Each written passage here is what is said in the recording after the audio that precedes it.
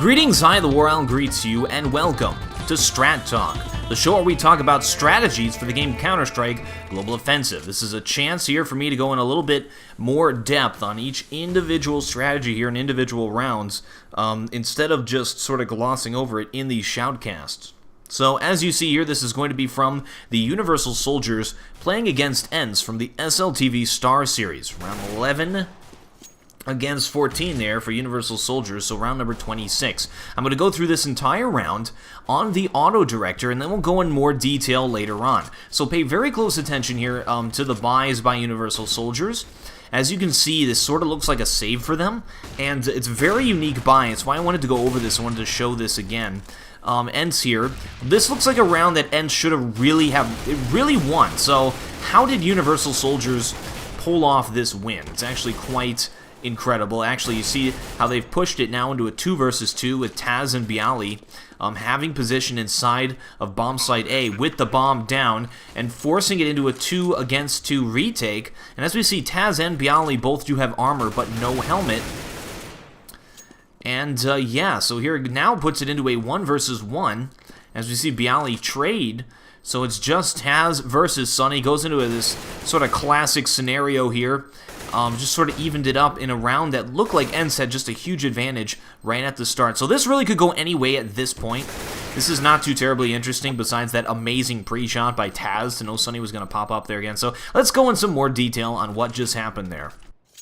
Okay, so you see here at the start, ENCE, as we check out our economy, is able to buy fully, and they've got money in the bank. This is once again another round that they should 100% win.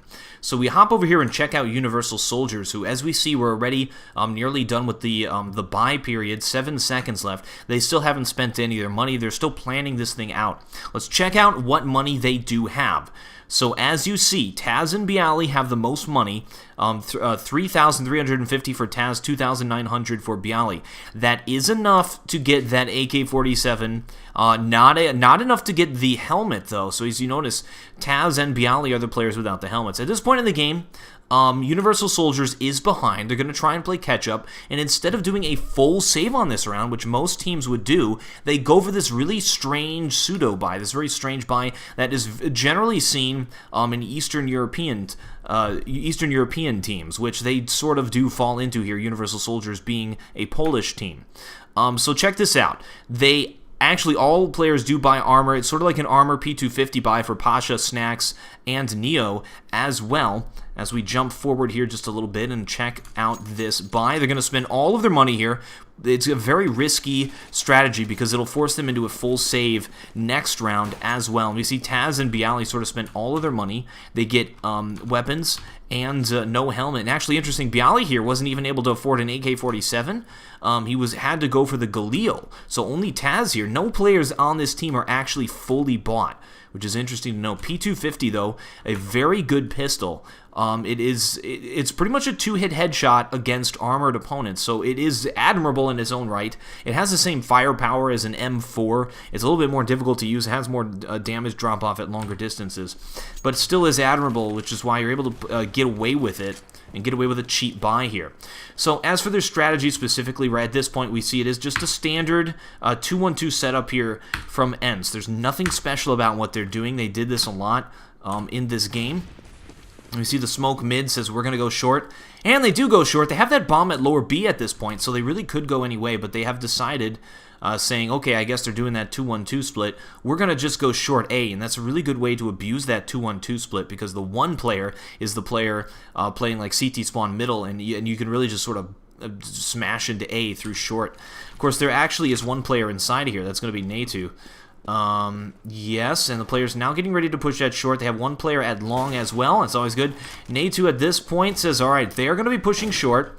And let's check out what's going on here. They send Taz out first with the AK-47 to go for the picks. Taz, of course, going to be playing entry fragger because he is one of the best shots in this game, just raw shooting. I wouldn't say the best. I would say one of the best for those of you who are like, I know this one other guy who's better. Scream is better, blah. Yes, Taz, one of the best shots in this game. Send him out first, and we have the pistoling players here standing right behind him, awkwardly looking at each other. Just like, bro, we gotta go in? We gotta go in? Yeah, bro. We don't even have guns. Just go make us go in. You sure, bro? You sure? Yeah, bro. And yeah, Taz, of course, while this is going on, going for the pick. Does have that one player to pick. One player has rotated over to Carr as well, so there's 2 players here to take this site, and they have 4 guys. Only one of them, of course, has the gun. Bialy by himself at long A. And interesting what just happened right there. They did send out... We actually cannot get on that player. Here he is. They sent Snacks out by himself. He jumped into CT spawn. This exposes him to Nesu here. Oh, actually, look at that. There is a smoke for mid to B that was thrown. So Nesu actually not able to see him. So this jump into CT spawn was entirely intentional. However, it puts him in the direct fire of Alu, who I think picks up this frag quite easily. Yeah, Wild Flash just takes off Snacks quite easily, but not out just yet here for Universal Soldiers. Looks like they use the pistolers. This is really cool. So instead of playing how they usually do, where the player with the gun moves out first, goes for the frags, they move the pistolers out at the same time, and they're just sort of bait running around at this point, allowing Taz to grab these frags. And you see him end the front and actually going down as well. Pasha here valiantly charging forward and spraying. And what this does is this sets it up so that Taz can grab these frags. And, of course, Bialy as well, who grabs Kern here at long A. And look at him going up 1 versus 1 here. And I think he actually grabs that frag as well. And Taz grabs the player inside of the site. There it is.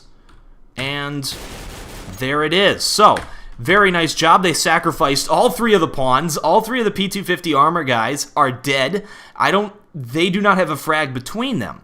And interesting to note, I mean, if you look at a normal game and how it goes, normally at the very end, and you look at the frags, it's usually only like 2 players who have grabbed all of the frags for their team on that round.